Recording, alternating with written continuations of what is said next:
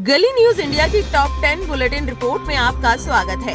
इस रिपोर्ट में हम कवर करेंगे 10 वो अहम खबरें जिन्हें मीडिया की हेडलाइंस में जगह नहीं दी गई।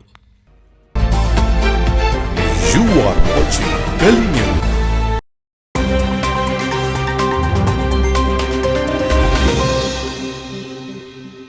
गली न्यूज इंडिया की टॉप 10 बुलेटिन में आपका स्वागत है। इस खास रिपोर्ट में हम कवर करेंगे इस हफ्ते की उन अहम खबरों को जिनको मीडिया की सुर्खियों में जगह नहीं मिली। जिस तरह आजकल सोशल मीडिया पर नफरती चिंटू लगातार मुसलमानों को निशाना बनाकर उनको बदनाम करने की कोशिशें कर रहे हैं, वहीं सोशल मीडिया पर वायरल एक खबर उन नफरती चिंटुओं के मुंह पर जोरदार तमाचा है। क्या है पूरा मामला, बताएंगे आपको इस रिपोर्ट की पहली खबर में। मामला दिल्ली के मुखर्जी नगर इलाके का है, जहां कुछ दिन पहले एक बड़ा हादसा टल गया। नॉर्थ वेस्ट दिल्ली के इस इलाके में एक रिहायशी मकान में अचानक आग लग गई, जो जानी मानी UPSC coaching teacher Neetu Singh का बताया जा रहा है। फिलहाल आग लगने के कारणों का पता नहीं चल पाया है और दमकल विभाग व संबंधित एजेंसियां मामले की जांच कर रही हैं। जानकारी के मुताबिक घटना के वक्त नीतू सिंह अपने स्टाफ के साथ घर में मौजूद थी। घर में कुल 5 लोग थे। नीतू सिंह, उनकी बुजुर्ग मां, उनकी बहन और स्टाफ के सदस्य। आग लगते ही अफरा तफरी मच गई, लेकिन सभी ने तुरंत सतर्कता दिखाई और सीढ़ियों के रास्ते बाहर निकलने की कोशिश की। बताया गया कि हालात इतने बिगड़ गए थे कि नीतू सिंह की मां और बहन तीसरी मंजिल पर फंस गई थी। उसी दौरान नीतू सिंह के 2 स्टूडेंट सचिन और साहिब मौके पर पहुंचे। दोनों ने बिना अपनी जान की परवाह किए अंदर जाकर रेस्क्यू किया।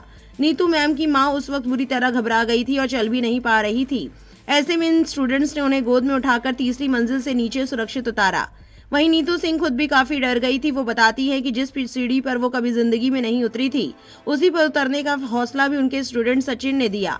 सचिन ने उनसे कहा, मैम आप नीचे उतरो, मैं आपको गिरने नहीं दूंगा। इस भरोसे के साथ ही वो नीचे उतर पाई। इस दौरान स्टाफ का एक सदस्य पवन कुमार मामूली रूप से घायल हो गया, जिसे बाबू जगजीवन राम अस्पताल ले जाया गया, जहां उसका इलाज हुआ और उसकी हालत स्थिर बताई जा रही है। जिस बिल्डिंग में आग लगी थी उसमें ग्राउंड फ्लोर के ऊपर 3 मंजिलें बनी हुई थी। दमकल विभाग ने समय रहते आग पर काबू पा लिया, जिससे एक बड़ा हादसा टल गया। हालांकि घर का कुछ सामान जलकर खराब हो गया।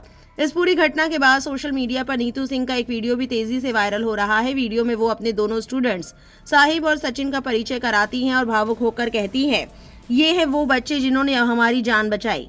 मैं इनकी बहुत शुक्रगुजार हूँ। वो आगे अपने स्टूडेंट से पूछती हैं कि उनकी माँ को नीचे कौन लेकर आया था, जिस पर साहिब बताते हैं कि वहीं उन्हें नीचे लेकर आए थे। इस पर नीतू मैम बताती है कि उनकी माँ पैनिक हो गई थी और चल भी नहीं पा रही थी, इसलिए इन्होंने उन्हें गोद में उठाकर नीचे उतारा।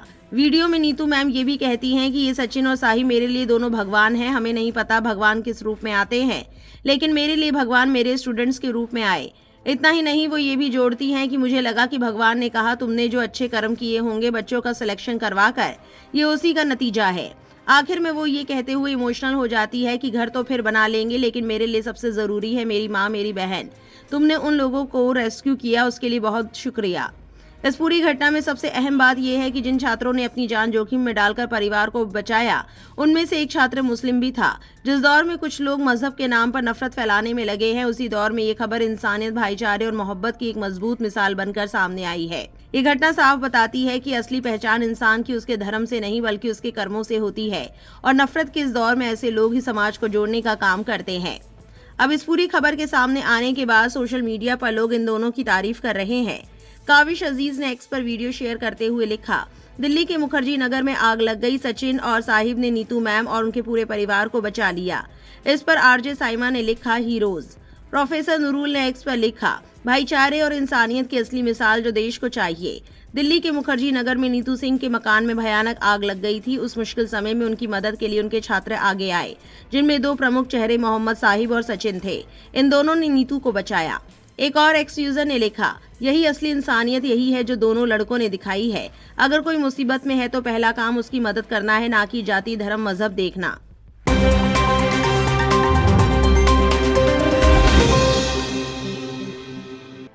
चलिए अब बात करते हैं इस बुलेटिन की दूसरी अहम और बड़ी खबर के बारे में, जिसने पूरी दुनिया में हलचल मचाई। जी हां, पाकिस्तान की मध्यस्थता में अमेरिका और ईरान 2 सप्ताह की युद्ध विराम पर सहमति हुई। दोनों ही पक्षों ने सीज फायर के लिए पाकिस्तान का शुक्रिया अदा किया। अमेरिका के राष्ट्रपति डोनाल्ड ट्रंप ने कहा कि पाकिस्तान के नेतृत्व के साथ हुई बातचीत के बाद अगर ईरान हॉर्मुज स्ट्रेट को जहाजों की आवाजाही की अनुमति देने पर सहमत हो जाता है तो अमेरिका और ईरान के बीच युद्ध विराम हो जाएगा। उन्होंने कहा, मैं ईरान पर बमबारी और हमले को 2 हफ्तों के लिए रोकने पर सहमत हूँ। ट्रंप ने कहा कि इस युद्ध विराम पर दोनों पक्ष सहमत है। ट्रंप की ईरान पर विनाशकारी हमले की डेडलाइन भारतीय समय अनुसार बुधवार सुबह 5:30 बजे खत्म हो रही थी। इसके ठीक 10 मिनट पहले ही पाकिस्तान के प्रधानमंत्री शहबाज शरीफ ने ऐलान किया कि ये सीज फायर तत्काल प्रभाव से लागू हो गया है। ट्रंप ने आगे कहा कि वे इस 2 हफ्ते की युद्ध विराम के लिए तभी सहमत होंगे जब Islamic Republic of Iran Hormuz strait को पूरी तरह, तुरंत और सुरक्षित तरीके से खोलने पर राजी हो जाए। वहीं ईरान के विदेश मंत्री अब्बास अरागची ने भी घोषणा की है कि अगर ईरान पर हमले रोक दिए जाते हैं तो ईरान युद्ध विराम के लिए सहमत होगा। उन्होंने आगे कहा 2 हफ्ते के पीरियड के दौरान हॉर्मुज स्ट्रेट से जहाजों की सुरक्षित आवाजाही संभव होगी। अरागची के मुताबिक ये व्यवस्था ईरान की सशस्त्र सेनाओं के साथ समन्वय से लागू की जाएगी और इसमें तकनीकी सीमाओं को भी ध्यान में रखा जाएगा। इससे पहले अमेरिकी राष्ट्रपति डोनाल्ड ट्रंप ने ईरान के खिलाफ 5 हफ्तों से चल रहे अमेरिका इजराइल युद्ध के दौरान कई डेडलाइन तय की, मांगे रखी और धमकियां दी। उन्होंने कहा था कि ईरान पर हमलों का नया दौर बेहद विनाशकारी होगा। ये मंगलवार को वॉशिंगटन समय के अनुसार रात 8 बजे से शुरू हो सकता है। 4 घंटे के भीतर देश के हर पुल और पावर प्लांट को तबाह कर दिया जाएगा। सोशल मीडिया पर अपने लंबे पोस्ट में ट्रंप ने कहा, पाकिस्तान के प्रधानमंत्री शहबाज शरीफ और फील्ड मार्शल आसिम मुनीर के साथ हुई बातचीत के आधार पर और क्योंकि उन्होंने मुझसे अनुरोध किया कि आज रात ईरान पर विनाशकारी सैन्य कार्रवाई को फिलहाल रोका जाए, मैं ईरान पर बमबारी और हमले को 2 सप्ताह के लिए रोकने पर सहमत हूं, लेकिन इस शर्त पर कि Islamic Republic of Iran Hormuz strait को पूरी तरह, तुरंत और सुरक्षित तरीके से खोलने पर सहमत हो। उन्होंने कहा ये एक 2 तरफा युद्ध विराम होगा। ट्रंप ने इसके पीछे वजह बताते हुए कहा कि अमेरिका अपने सभी सैन्य उद्देश्यों को न सिर्फ हासिल कर चुका है बल्कि उनसे आगे निकल चुका है और ईरान के साथ दीर्घकालिक शांति और मध्य पूर्व में स्थायी शांति को लेकर एक निर्णायक समझौते के बहुत करीब पहुंच चुका है। उन्होंने दावा किया कि ईरान की ओर से 10 बिंदुओं का एक प्रस्ताव मिला है जिसे बातचीत के लिए एक व्यावहारिक आधार माना जा रहा है। ट्रंप के अनुसार अमेरिका और ईरान के बीच पहले से विवाद के लगभग सभी अहम मुद्दों पर सहमति बन चुकी है, लेकिन ये 2 सप्ताह का समय समझौते को अंतिम रूप देने और औपचारिक तौर पर लागू करने के लिए दिया जाएगा। अंत में ट्रंप ने कहा, संयुक्त राज्य अमेरिका के राष्ट्रपति के रूप में और साथ ही मध्य पूर्व के देशों का प्रतिनिधित्व करते हुए लंबे समय से चले आ रहे मुद्दे के समाधान के करीब पहुंचना सम्मान की बात है। साथ ही साथ आपको बता दें कि बीबीसी पर्शियन की सीनियर रिपोर्टर गोंचे हबीबीजाद के मुताबिक ईरान की सुप्रीम नेशनल सिक्योरिटी काउंसिल ने शर्तों के साथ युद्ध विराम की घोषणा की। उसके बाद एक बयान में कहा है कि समझौते के ब्यौरे को अंतिम रूप देने के लिए अधिकतम 15 दिनों के भीतर पाकिस्तान की राजधानी इस्लामाबाद में बातचीत होगी। बयान में कहा गया कि ये बातचीत इसलिए होगी ताकि मैदान में ईरान की जीत को राजनीतिक बातचीत में भी मजबूत किया जा सके। ईरान की सुप्रीम नेशनल सिक्योरिटी काउंसिल के बयान के अनुसार अमेरिका ने इन बातों पर सहमति जताई है। ईरान के खिलाफ अपनी आक्रामक कार्रवाई दोबारा न करने की गारंटी, हॉर्मुज स्ट्रेट पर ईरान का नियंत्रण जारी रहना, यूरेनियम संवर्धन को स्वीकार करना, सभी प्रतिबंध हटाना, संयुक्त राष्ट्र सुरक्षा परिषद और इंटरनेशनल एटॉमिक एनर्जी एजेंसी के सभी प्रस्ताव खत्म करना, ईरान को मुआवजा देना, क्षेत्र से अमेरिकी लड़ाकू बलों की वापसी और सभी मोर्चों पर युद्ध रोकना, जिसमें लेबनान की इस्लामिक रेजिस्टेंस के खिलाफ कार्रवाई भी शामिल है। वहीं पत्रकार नरेंद्र नाथ ने लिखा, अमेरिका ईरान सीज फायर की अहम बात, ईरान ने इसे अपनी शर्तों पर किया, अब उनकी 10 शर्तों पर बात होगी, अमेरिका की ओर से प्रस्तावित 15 पॉइंट्स पर नहीं। ग्लोबल लेवल पर पाकिस्तान ने एक बड़ी कूटनीतिक सफलता पाई और उसे एक बड़े टकराव से बचाने का क्रेडिट मिलेगा। आसिफ मुनीर और शहबाज शरीफ का कद बढ़ेगा। क्या इन 15 दिनों में स्ट्रेट ऑफ हॉर्मुज खुलेगा, इस बारे में अभी स्पष्टता नहीं आई है। ऐसा लग रहा है अमेरिका ने फेस सेविंग में से किया और पाकिस्तान को अंतिम समय में अपनी तरफ से इन्वॉल्व किया। शरीफ की पहली पोस्ट भी इसी बात का संकेत दे रही है। ईरान ने अपने साथ अपने सहयोगियों की बात को भी केंद्र में लाने में सफलता पा ली। अब बात सारे टकराव पर होगी। इस पूरे प्रकरण में ईरान अधिक लाभ में दिख रहा है और कहीं न कहीं अमेरिका का इकबाल कम हुआ है। इजराइल की छवि युद्ध भड़काने वाले देश की बनी, जिसने अंत में मजबूरी में शांति का रास्ता चुना।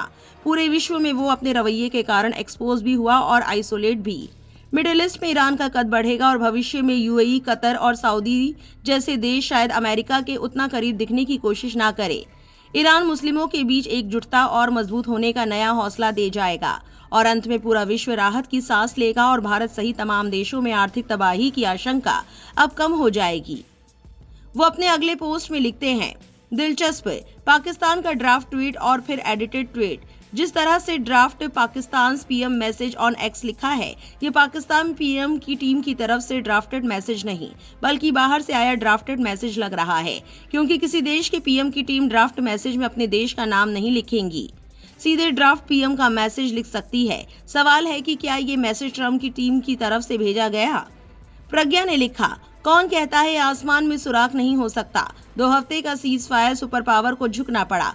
#Iran revolution 2026। लेकिन इस रिपोर्ट की तीसरी खबर आपको झकझोर देगी, क्योंकि सीज फायर के बाद भी एक ऐसा मामला हुआ जिसने पूरी दुनिया को हिलाकर रख दिया। क्या है पूरी खबर, आइए बताते हैं।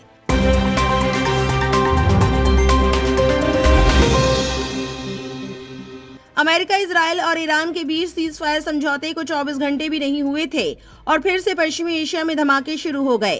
इजराइल ने लेबनान में कई ठिकानों पर ताबड़तोड़ हमले किए। इन हमलों पर प्रतिक्रिया देते हुए डोनाल्ड ट्रंप ने बताया कि सीज फायर समझौते में लेबनान को शामिल नहीं किया गया है। इसके उलट समझौता कराने वाले पाकिस्तान का दावा ये था कि सीज फायर समझौते में लेबनान भी हमला रोकने की बात हुई थी। इन सबके बीच कहा जा रहा है कि ईरान ने फिर से स्ट्रेट ऑफ हॉर्मुज को बंद कर दिया है। हालांकि ईरान ने इसकी पुष्टि नहीं की। रॉयटर्स की रिपोर्ट के मुताबिक इजराइल ने 8 अप्रैल को लेबनान में 100 से ज्यादा ठिकानों पर हमला किया है। इनमें कई घनी आबादी वाले इलाके भी शामिल हैं। इन हमलों में 112 लोगों के मारे जाने और 837 लोगों के घायल होने की खबर है। अमेरिकी राष्ट्रपति ट्रंप ने इन हमलों पर प्रतिक्रिया देते हुए कहा, हिजबुल्लाह पर इजराइल का हमला एक अलग युद्ध है। हिजबुल्लाह की वजह से लेबनान को सीज फायर समझौते में शामिल नहीं किया गया है। इसका भी समाधान हो जाएगा, परेशानी की कोई बात नहीं है। हिजबुल्लाह लेबनान में एक्टिव एक आर्म्ड मिलिशिया है। इसको वेस्ट एशिया में ईरान के सहयोगी के तौर पर देखा जाता है। इजराइल समेत कई पश्चिमी देशों ने इसे आतंकवादी संगठन घोषित किया हुआ है। ईरान के सरकारी न्यूज आउटलेट्स की माने तो तेहरान लेबनान में किए गए इजरायली हमलों का जवाब देने के लिए सख्त कदम उठा सकता है। इस बीच फार्स न्यूज एजेंसी के हवाले से खबर आई है कि इजरायली हमले के जवाब में ईरान ने तेल टैंकर्स को स्ट्रेट ऑफ हॉर्मुज से गुजरने से रोक दिया है। हालांकि ईरानी अधिकारियों ने आधिकारिक तौर पर इस रिपोर्ट की पुष्टि नहीं की है, लेकिन न्यूज एजेंसी तस्नीम ने ईरानी सूत्रों के हवाले से ये बताया है कि अगर इजराइल लेबनान पर हमला नहीं रोकता है तो ईरान सीज फायर समझौते से पीछे हट जाएगा। वहीं इस बीच स्पेन के प्राइम मिनिस्टर का बयान आया है। उन्होंने एक्स पर लिखा, सीज फायर हमेशा अच्छी बात होती है, खासकर जब इससे सही और लंबे समय की शांति आए। लेकिन थोड़ी राहत मिलने से हम बर्बादी, अफरा तफरी और खोई हुई जिंदगियों को नहीं भूल सकते। स्पेन की सरकार उन लोगों की तारीफ नहीं करेगी जो पहले आग लगाते हैं और फिर खुद ही उसे बुझाने का दिखावा करते हैं।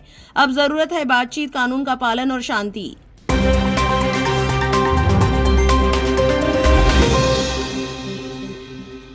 अब बात करते हैं एक ऐसे किंग के बारे में जिसकी आजकल खूब चर्चाएं हैं। कौन है वो, क्यों है इतनी चर्चाएं, जानेंगे इस बुलेटिन की चौथी खबर में।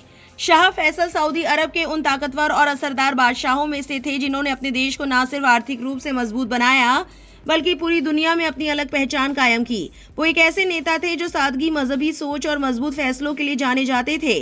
तेल की ताकत को हथियार बनाकर उन्होंने दुनिया की बड़ी ताकतों तक को झुकने पर मजबूर कर दिया था।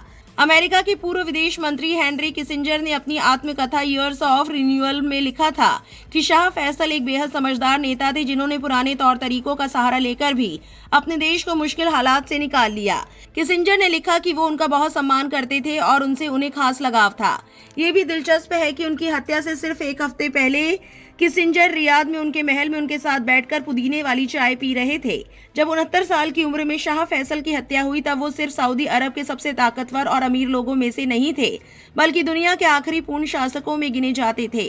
अरब दुनिया में वो अपने पुराने रिवाजों को मानने वालों की सबसे मजबूत आवाज थे। जेम्स एडमंड्स अपनी किताब किंग फैसल अ लाइफ में लिखते हैं कि इतनी दौलत और ताकत होने के बावजूद फैसल बहुत सादा जीवन जीते थे। वो कुरान के बताए रास्ते पर चलते थे और एक सच्चे अरब कबायली की तरह जिंदगी बिताते थे। वो ना सिगरेट पीते थे, ना शराब, दिन में 5 बार नमाज पढ़ते थे और हमेशा अपनी जनता के बारे में सोचते थे। उन्होंने ये परंपरा भी जारी रखी कि हर हफ्ते आम लोगों से मिलते रहे। उनकी शख्सियत में एक अजीब सा बैलेंस था, एक तरफ नरमी, दूसरी तरफ सख्ती। जेरल्ड डी गौरी अपनी किताब Faisal king of Saudi Arabia में बताते हैं कि एक बार किसी ने उनसे पूछा कि आप अपने साथ काम करने वालों की तारीफ क्यों नहीं करते। इस पर फैसल ने साफ कहा, ये उनका फर्ज है। वो हमेशा चाहते थे कि बाहरी असर उनके देश की पहचान और मूल्यों को खराब ना कर सके। सऊद परिवार करीब 150 साल से ज्यादा समय से शासन कर रहा था, लेकिन 1891 में उन्हें सत्ता से हटा दिया गया था। बाद में उनके पिता इब्न सऊद ने फिर से ताकत हासिल करने की कोशिश शुरू की। इब्न सऊद के कई बेटे थे, लेकिन फैसल उन्हें सबसे ज्यादा पसंद थे क्योंकि उनमें जुझारूपन था और आदेशों को पूरा करने का जज्बा था। उन्होंने एक बार कहा भी था, काश मेरे पास फैसल जैसे 3 बेटे और होते। फैसल को छोटी उम्र से ही जिम्मेदारियां मिलने लगी। 24 साल की उम्र में उन्हें विदेश मंत्री बना दिया गया। उन्होंने औपचारिक शिक्षा तो ज्यादा नहीं ली, लेकिन कुरान उन्हें पूरा याद था और हथियार चलाने में भी माहिर थे। जेफरी रॉबिन्सन लिखते हैं कि वो बहुत शरीफ और शांत स्वभाव के इंसान थे। अगर उन्हें बहुत पसंद नहीं आता था तो वो गुस्सा करने के बजाय चुपचाप मुंह फेर लेते थे। 1953 में इब्न सऊद के निधन के बाद उनके बड़े बेटे सऊद राजा बने और फैसल को क्राउन प्रिंस बनाया गया, लेकिन सऊद की फिजूल खर्ची के कारण देश कर्ज में डूब गया। आखिरकार 1964 में फैसल को सत्ता संभालनी पड़ी। उन्होंने देश की आर्थिक हालत सुधारी, कर्ज चुकाया और तेल से मिलने वाले पैसे को जनता की भलाई में लगाया। लोगों को मुफ्त इलाज और शिक्षा मिलने लगी। उन्होंने गुलामी खत्म की, लड़कियों के स्कूल खोले और देश में टीवी शुरू कराया। हालांकि उन्होंने शासन इस्लामी कानून के तहत ही चलाया और सख्त सजाएं भी जारी रखी। अरब दुनिया में उनका कद बहुत बड़ा था। जमाल अब्देल नासिर जैसे नेताओं से उनकी टक्कर भी रही, खासकर यमन के मुद्दे पर। 1967 के युद्ध के बाद उन्होंने दूसरे अरब देशों की मदद की। बाद में उन्होंने यासिर अराफात और फिलिस्तीनी आंदोलन का भी समर्थन किया। 1973 के युद्ध के बाद उन्होंने अमेरिका को तेल भेजना बंद कर दिया और तेल को एक हथियार की तरह इस्तेमाल किया। ये काम दुनिया भर में बहुत असरदार साबित हुआ। 1974 में टाइम मैगजीन ने उन्हें मैन ऑफ द ईयर चुना। यूं की जिंदगी बहुत सादा थी, खाना भी साधारण, काम का समय लंबा और निजी जिंदगी लगभग ना के बराबर। 25 मार्च 1975 को रियाद में एक मुलाकात के दौरान उनके ही भतीजे फैसल बिन मुसैद ने उन पर गोली चला दी। कुछ ही देर में उनकी मौत हो गई। बाद में जांच में सामने आया कि हत्यारा मानसिक रूप से परेशान था और उसके निजी कारण भी थे, जिनमें परिवार से नाराजगी और पुराने विवाद शामिल थे। उसे कुछ ही महीनों बाद सरेआम मौत की सजा दी गई। आज शाह फैसल को ऐसे वक्त में याद किया जा रहा है जब मुस्लिम देश बिखरे हुए नजर आते हैं और इजराइल व अमेरिका के सामने कई देश कमजोर पड़ते दिखते हैं। लेकिन फैसल वो नेता थे जिन्होंने अपने दौर में दुश्मनों को लोहे के चने चबवा दिए थे और पूरी दुनिया को अपनी ताकत का एहसास करा दिया था।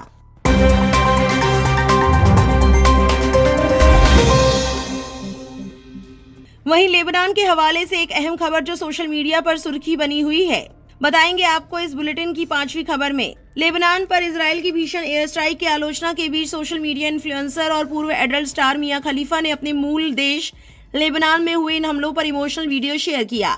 इस वीडियो में मिया खलीफा काफी भावुक और रोती हुई नजर आ रही हैं। उन्होंने हमलों को नरसंहार बताते हुए कहा कि इजराइल दशकों से हमले कर रहा है, लेकिन अब हम अपनी आंखों से नरसंहार होते देख रहे हैं। पिछले 3-4 वर्षों में हालात भयावह हो गए हैं। मिया खलीफा ने कहा कि महज 10 मिनट के अंदर 160 एयर स्ट्राइक की गई। सीज फायर के बीच रिहायशी इमारतों, स्कूलों, अस्पतालों और सिविलियन इंफ्रास्ट्रक्चर को निशाना बनाया गया। यहाँ तक कि कब्रिस्तान और अंतिम संस्कार की जगहों को भी नहीं बख्शा गया। ये सब देखना भयानक है। अमेरिका में रहने वाली मिया खलीफा ने कहा कि उनके लिए ये स्वीकार करना बेहद मुश्किल है कि उनके द्वारा दिए गए टैक्स के पैसों का इस्तेमाल उनकी अपनी ही मातृभूमि को तबाह करने के लिए किया जा रहा है। मिया ने कहा कि उनके पास हालात को बयां करने के लिए शब्द कम पड़ रहे हैं, लेकिन उन्हें लगता है कि इस मुद्दे पर खुलकर बात करना और अपनी आवाज उठाना बेहद जरूरी है। मिया खलीफा ने कहा कि वो उन लोगों की बातों और आवाजों को अक्सर शेयर करती हैं जो उनके देश के दर्द को भावनात्मक तरीके से सामने रखते हैं। अपने आंसू रोकते हुए उन्होंने सवाल उठाया कि आखिर ये सब हो क्या रहा है, ये सिलसिला कब थमेगा। इंस्टाग्राम पर पोस्ट वीडियो में मिया खलीफा ने कैप्शन में लिखा कि ये हमले आतंकवाद से कम नहीं है, जिसे उन 2 देशों द्वारा अंजाम दिया जा रहा है जो युद्ध अपराध करने में बराबर के दोषी हैं। उन्होंने अमेरिका और इजराइल को आतंकवादी फांसीवादी देश बताया और कहा कि एक दिन हेग में इनका फैसला होगा। बता दें कि मिया खलीफा मूल रूप से लेबनान की रहने वाली हैं। उनका जन्म बेरूत में हुआ था। उसके बाद वो अमेरिका आकर बस गई। बुधवार को अमेरिका ईरान के बीच सीज फायर पर सहमति बनने की कुछ ही देर बाद इजराइल ने लेबनान पर जबरदस्त बमबारी की थी। लेबनान के स्वास्थ्य मंत्रालय के मुताबिक इन हमलों में 203 लोगों की मौत हो चुकी है और 1000 से ज्यादा लोग घायल हुए हैं। इजराइल इन हमलों को जायज बता रहा है और कह रहा है कि ईरान से सीज फायर में लेबनान में हमले रोकने की बात शामिल नहीं थी। वहीं कई यूरोपीय देशों ने इजराइल के हमलों की खुलकर निंदा की है और सीज फायर के तहत लेबनान में भी हमले रोकने की मांग की है। वहीं उनका ये वीडियो सामने आने के बाद सोशल मीडिया पर लोग अपनी अपनी प्रतिक्रियाएं दे रहे हैं। एक एक्स यूजर ने लिखा, लेबनान के शहरों पर इजरायली हमले से भावुक होकर रोने लगी मिया खलीफा। उन्होंने कहा कि उनके कमाए हुए डॉलर के टैक्स के पैसे से उनके ही मूल देश लेबनान पर बम और मिसाइल गिराए जा रहे हैं। बॉलीवुड कलाकारों में तो इतना साहस भी नहीं है। एक और एक्स यूजर ने लिखा, मेरे पास कोई अल्फाज नहीं है कुछ लिखने का, जो भी हो रहा है इंसानियत का कत्ल हो रहा है।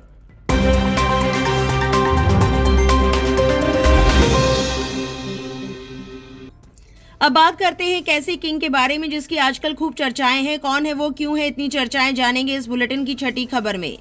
कंट्रोवर्सीज तो आजकल काफी चलती है, लेकिन एक ऐसी कंट्रोवर्सी जिसने सोशल मीडिया पर एक हलचल सी मचा दी है, वो आपको हैरान कर देगी। आखिर क्या है पूरा मामला, बताएंगे आपको इस बुलेटिन की छठी खबर में। स्टैंड अप कॉमेडियन समय रैना ने अपने नए यूट्यूब स्पेशल समय रैना स्टिल अलाइव के साथ वापसी की है। पिछले साल इंडियाज गॉट टैलेंट शो को लेकर हुए भारी विवाद के बाद ये उनका पहला बड़ा वीडियो है। मंगलवार को रिलीज हुए इस 1 घंटे 21 मिनट के स्पेशल में समय ने उन सभी सेलेब्स को जवाब दिया है जिन्होंने मुश्किल वक्त में उनकी आलोचना की थी। साथ ही उन्होंने अपने फैंस को बताया कि वे जल्द ही इंडियाज गॉट टैलेंट का सीजन 2 लेकर आ रहे हैं।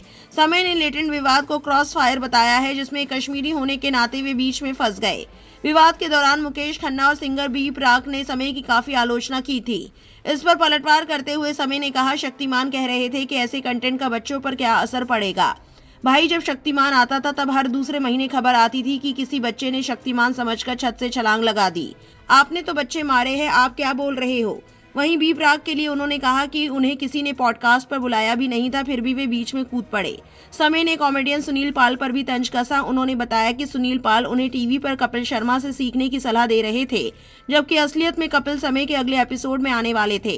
समय ने दावा किया कि कपिल उन्हें मैसेज करके शो की तारीफ करते थे और खुद को उनका बड़ा फैन बताते थे। समय ने कहा कि एक साफ सुथरा किरदार निभाना उनके लिए बनावटी है और वे अपनी डार्क कॉमेडी के अंदाज को नहीं छोड़ेंगे। समय रैना ने अपने स्पेशल में उस एफआईआर पर खुलकर बात की जो यूट्यूबर रणवीर अलाहाबादिया के कमेंट के कारण हुई थी। समय ने बताया कि उस विवादित एपिसोड में रणवीर ने एक कंटेस्टेंट के माता पिता को लेकर अभद्र सवाल 1 बार नहीं बल्कि 8 बार पूछा था। समय ने मजाक में कहा, मैंने एडिट के दौरान उन 8 में से 7 सवाल हटा दिए थे। मैंने तो अपनी तरफ से 99% कीटाणु मार दिए थे, पर 1% रह गए और विवाद हो गया। उन्होंने रणवीर की क्लीन इमेज पर तंज कसते हुए उन्हें the monk who sold my Ferrari कहा। वीडियो के आखिरी हिस्से में समय ने अपने फ्यूचर प्रोजेक्ट का ऐलान किया। उन्होंने कहा कि लोग अक्सर पूछते हैं कि क्या इंडियाज गॉट टैलेंट खत्म हो गया है। समय ने कहा, सीजन 1 इससे बेहतर हाई पॉइंट पर खत्म नहीं हो सकता था, लेकिन मैं सीजन 2 जरूर लाऊंगा क्योंकि मुझे वो काम करने में मजा आता है। जब तक मैं दुनिया में हूँ बस मजे करना चाहता हूँ। उन्होंने वादा किया कि अगला सीजन और भी वाइल्ड होगा। आपको बता दें कि साल 2025 में समय रैना का शो इंडियाज गॉट टैलेंट अपनी डार्क कॉमेडी और अश्लील चुटकुलों के कारण विवाद में घिर गया था। शो में गेस्ट बनकर आए रणवीर अलाहाबादिया ने एक कंटेस्टेंट के परिवार पर टिप्पणी की थी, जिसके बाद पुलिस में एफआईआर दर्ज हुई। भारी दबाव और कानूनी कार्रवाई के चलते वो एपिसोड डिलीट करना पड़ा था और माफी भी मांगनी पड़ी थी। वहीं अब मुकेश खन्ना ने समय रैना पर पलटवार किया। उन्होंने इंस्टाग्राम पर पोस्ट करते हुए मुकेश खन्ना ने हिंदी में एक तीखा नोट शेयर किया, जिसमें उन्होंने समय रैना की कॉमेडी स्टाइल की आलोचना की और उन पर अपने मशहूर सुपर हीरो शक्तिमान का अपमान करने का आरोप लगाया। उनकी पोस्ट में लिखा था, कुत्ते की दुम टेढ़ी रहती है, उसे लाख शीशियों में रखो, बाहर निकालो फिर टेढ़ी की टेढ़ी। समय रैना की भी एक दुम है, कितना भी मारो सीधा करो वो वापस टेढ़ी हो जाती है, क्योंकि वो सीधा साधा प्राणी नहीं है, वो रोस्टेड प्राणी है, गंदगी की आग में जलाया हुआ पकाया हुआ। उन्होंने आगे कहा, पूरे देश ने लताड़ा मारा, फिर आ गया बेशर्मों की तरह और मार खाने। अब एक ही चीज बाकी है, उसका मुंह काला कर गधे पर बिठाकर देश भर के शहरों में गलियों में उसकी परेड करनी चाहिए, जहां बच्चे उसको अंडे में टमाटर मारे, क्योंकि उसने उनके सुपर हीरो शक्तिमान का अपमान किया है। अब इसको लेकर सोशल मीडिया पर लोग अपनी अपनी प्रतिक्रियाएं दे रहे हैं। एक एक्स यूजर ने लिखा, मुकेश खन्ना और शक्तिमान समय रैना कुत्ते की पूंछ की तरह है। वो कुत्ते जैसा बर्ताव कर रहा है, बल्कि वो खुद ही कुत्ता है। जब कोई इंसान अपनी गलती पर पछतावा नहीं करता और बार बार वही गलती दोहराता है तो उसे कुत्ते की पूंछ कहा जाता है। लगता है शक्तिमान इस बात से बिल्कुल भी खुश नहीं है। जैकी यादव एक्स पर लिखते हैं, इतने दिन के बाद जब समय रैना का शो फिर से पटरी पर लौटा तो पहले ही दिन भारी कंट्रोवर्सी हुई। उन्होंने अमिताभ बच्चन से लेकर मुकेश खन्ना तक सबको लपेटा। अब मुकेश खन्ना का जवाब आया है। उन्होंने कहा कि कुत्ते की दुम हमेशा टेढ़ी ही रहती है, ठीक ऐसे ही समय रैना की दुम है जो कभी सीधी नहीं होगी। अब बस एक चीज बाकी है कि उसका मुंह काला करके गधे पर बिठा के देश में घुमाना चाहिए। एक और एक्स यूजर ने लिखा, समय रैना अश्लील है लेकिन मुकेश खन्ना भी उसी कुत्ते की पूंछ जैसे है। महाभारत में उस एक किरदार के अलावा और बीजेपी ज्वाइन करने के अलावा उन्होंने कुछ खास नहीं किया। करीब 20 साल पहले मेरा बेटा शक्तिमान देखने के बजाय पोपाए देखना पसंद करता था।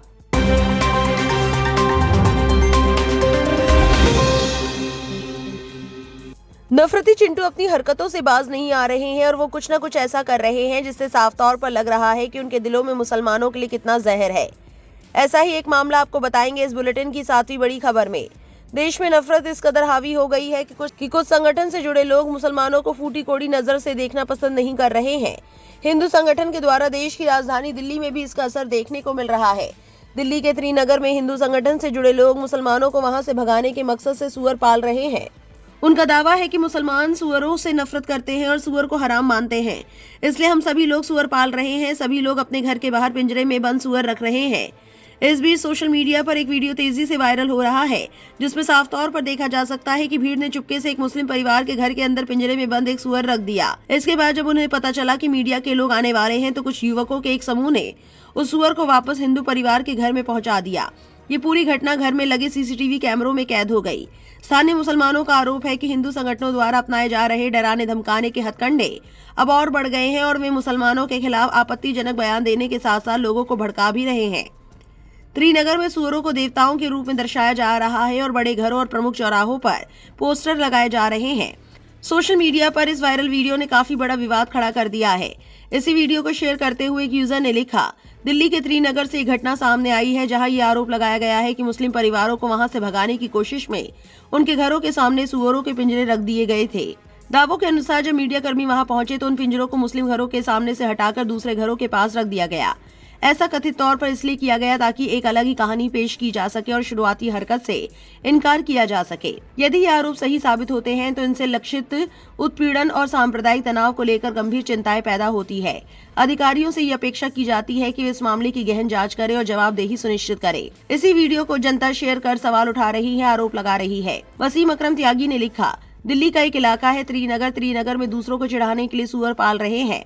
सुअर के पालने के पीछे जो वजह बताई जा रही है उसमें एक ही बात बार बार कही जा रही है कि चूंकि ये उनके लिए हराम है इसलिए पाल रहे हैं। एक अधेड़ उम्र का शख्स अपने मुस्लिम पड़ोसी के घर की ओर इशारा करके कहता है कि उसे इन सुअरों से तकलीफ है। इसके अलावा कई वीडियो में दूसरों के लिए घोर आपत्तिजनक एवं अशोभनीय बातें कही गई है। अजीत भारती ने वसीम त्यागी के इस पोस्ट पर जवाब देते हुए लिखा, हर क्षेत्र में यही मॉडल रेप्लिकेट होना चाहिए। सुअर हमारे पूज्य है, वराह अवतार को पाले। केवल हिंदुओं से घृणा करने वालों को ही हमारे भगवान को पशु रूप में रखने पर समस्या होगी, जय वराह। फिर इस पर दारा फारूकी ने जवाब देते हुए लिखा, लेकिन सवाल ये है कि सुअर कहाँ पाले और कौन पाले? क्या पंडित सुअर पालेंगे, अपने घरों में पालेंगे या घर के बाहर पालेंगे? क्या गौशालाओं की तरह अब सुअरशालाएं भी खोली जाएंगी? आगे वाले सवाल थोड़े कठोर है, इसीलिए नहीं पूछूंगा वरना जेल वेल हो जाएगी। बाकी फरहान याहिया ने ग्राउंड रिपोर्ट करते हुए दूसरा पक्ष भी रखने की कोशिश की। आप उनकी वीडियो के कुछ हिस्से जरूर सुनिए। और पिछले कई रोज से ये सिलसिला लगातार जारी है और इसमें जंगल में आग में या कहूं कि घी का जो काम किया वो किसी और ने नहीं बल्कि उत्तम नगर की जो वारदात हुई थी, वहां का जो इंसिडेंट हुआ था, उसके बाद उसके इस पड़ोसी इलाके त्रिनगर में जहां आया हुआ हूं, यहां के लोगों को परेशान करने के लिए कुछ चंद गुंडों ने, मुट्ठी भर कुछ लोगों ने ठेका ले लिया है।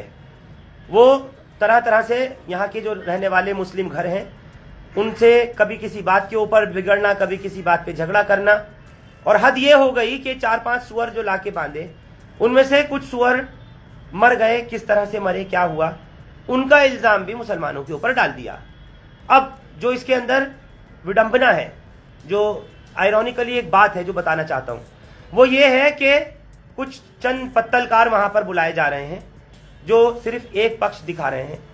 उनको नहीं पता कि वो उनकी रिपोर्टिंग से दूसरे समाज पर और लोगों पर क्या असर पड़ सकता है या क्या असर हो रहा है।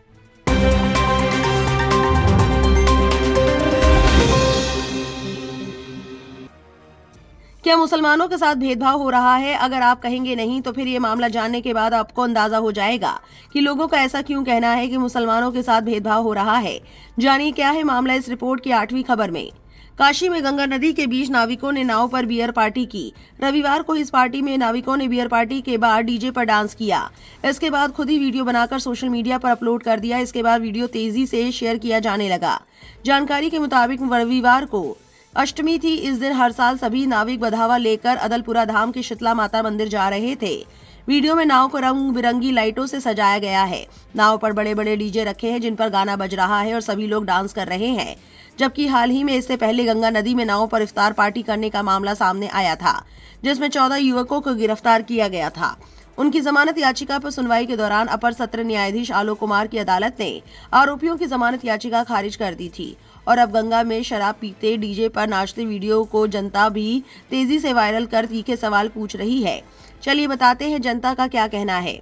पत्रकार नरेंद्र नाथ मिश्रा ने लिखा, वाराणसी पुलिस पिछले दिनों अगर मुस्लिम युवकों का गंगा में खाना फेंकना गलत था और उन्हें अरेस्ट किया गया तो दारू पीना भी गलत है, इस पर भी एक्शन हो। मेरे हिसाब से तब उन्हें जेल भेजना बहुत गलत था। दोनों केस में चेतावनी देकर छोड़ देना चाहिए। इमरान प्रतापगढ़ी ने लिखा कि अब बनारस प्रशासन वही कानूनी कार्रवाई यहाँ भी करेगा जो मुस्लिम युवाओं पर किया था। प्रशांत कनौजिया ने लिखा, गंगा माँ को सम्मान मिल रहा है, ये कोई इफ्तार पार्टी नहीं थी। वारिस पठान ने लिखा, जांच करो, उन्हें गिरफ्तार करो। वो अपने एक और ट्वीट में गुस्से का इजहार करते हुए लिखते हैं, ये सब करने की इजाजत है, इससे किसी की आस्था को ठेस नहीं पहुंचती। लेकिन अगर कोई रोजेदार रोजा खोले नाव पर तो झूठा इल्जाम लगाकर जेल भेज दिए जाते हैं। इनको कब जेल भेजा जाएगा? वहीं असुद्दीन ओवैसी ने वीडियो को शेयर कर लिखा। ओवैसी ने वीडियो शेयर करते हुए कहा कि क्या शराब का ये सेवन जायज है? क्या इससे किसी की भावनाओं को ठेस नहीं पहुंचती? क्या इससे सामाजिक सौहार्द नहीं बिगड़ता? क्या इससे सार्वजनिक उपद्रव नहीं होता?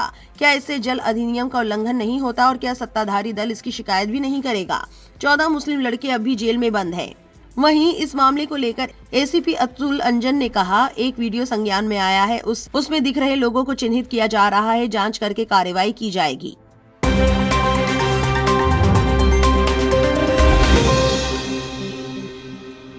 सोशल मीडिया पर कुछ न कुछ हलचल और हंगामे तो आए दिन होते ही रहते हैं और सियासी हंगामों की भी कमी नहीं है।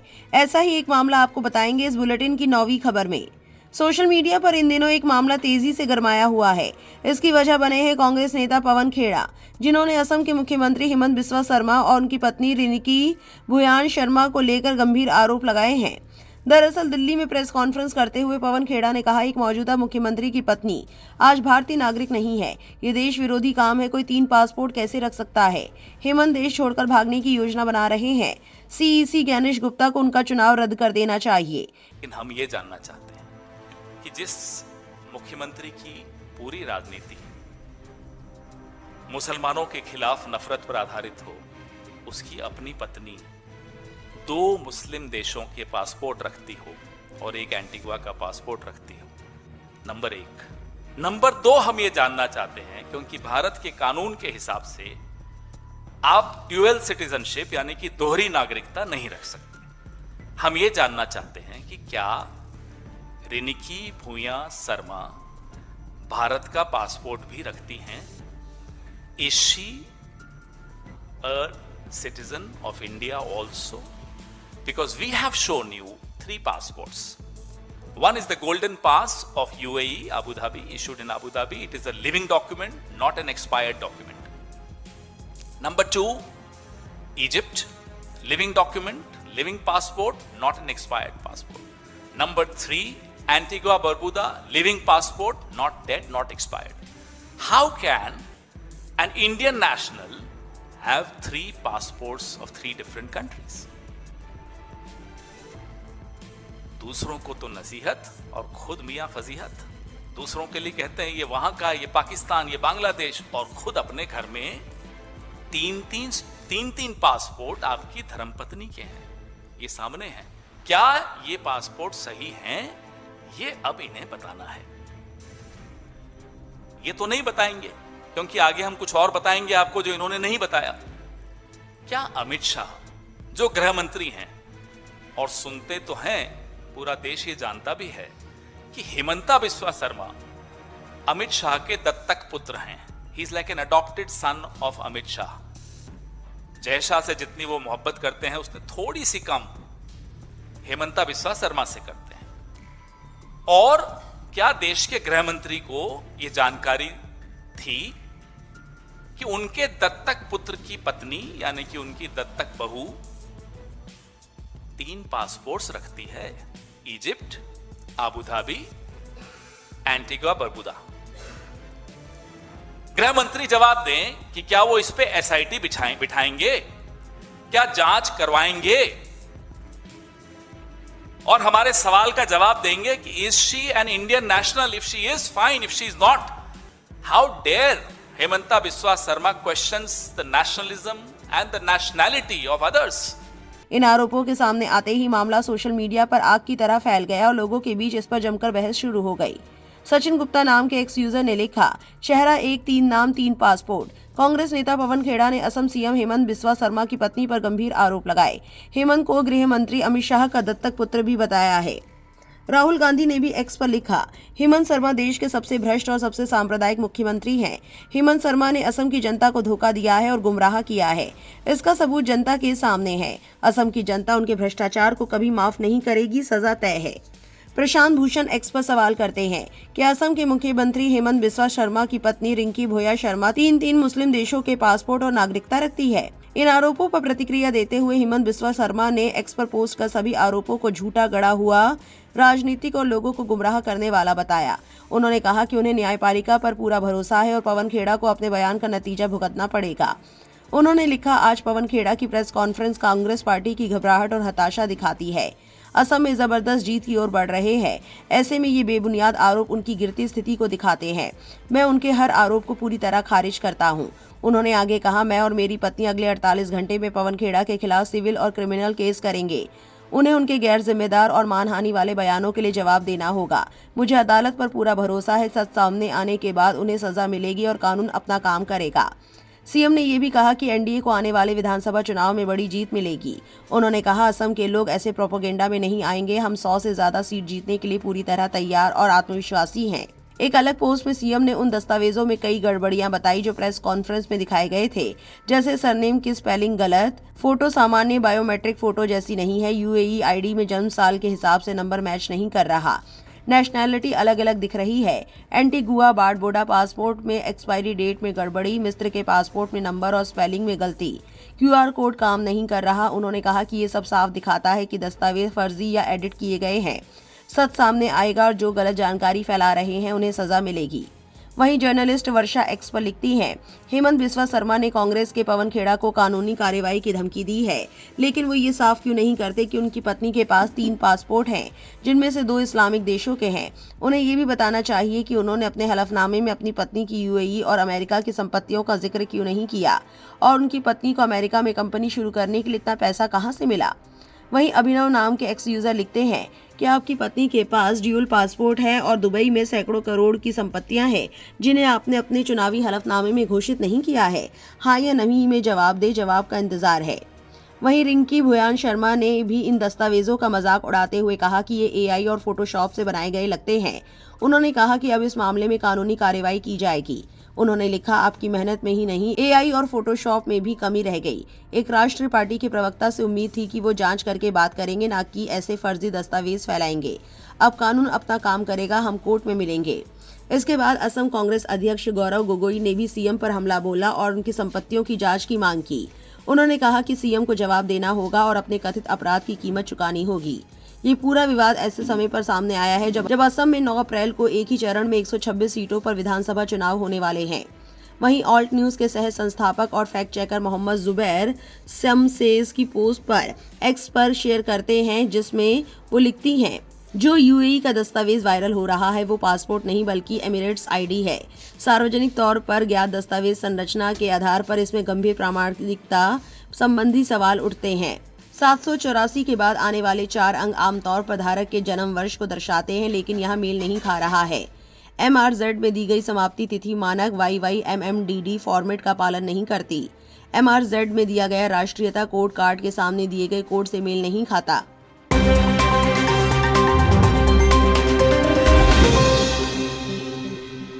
जहां बात सियासत की हो रही है तो आपको एक ऐसी वीडियो के बारे में बताते हैं जिसने असदुद्दीन ओवैसी के साथ बहुत से लोगों के भरोसे के साथ खिलवाड़ किया है।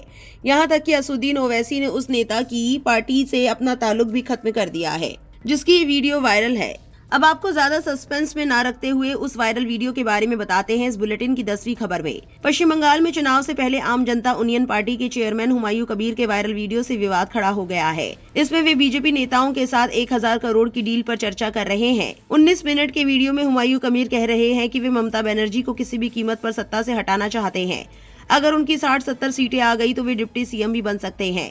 टीएमसी के कुणाल घोष ने बुधवार को प्रेस कॉन्फ्रेंस में इस वीडियो का जिक्र कर कहा कि हुमायूं शुवेंदु अधिकारी, प्रधानमंत्री कार्यालय, मध्य प्रदेश के मुख्यमंत्री मोहन यादव और असम के मुख्यमंत्री हेमंत बिस्वा शर्मा के करीबी हैं। घोष ने कहा कि प्रवर्तन निदेशालय चुप क्यों है, उसे इस मामले की जांच करनी चाहिए। बीजेपी ने हुमायूं के जरिए मतुआ हिंदुओं और मुसलमानों को बेवकूफ बनाने के लिए बी टीम और सी टीम बनाई है।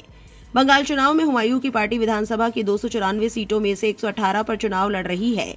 उनका गठबंधन असदुद्दीन ओवैसी की पार्टी AIM-IM के साथ है।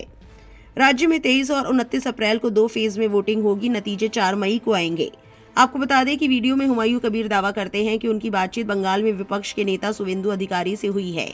उन्हें दिल्ली ले जाकर केंद्रीय नेतृत्व से मिलाने की बात कही गई थी। हुमायूं प्रधानमंत्री कार्यालय और मध्य प्रदेश के मुख्यमंत्री मोहन यादव से संपर्क का भी जिक्र करते हैं।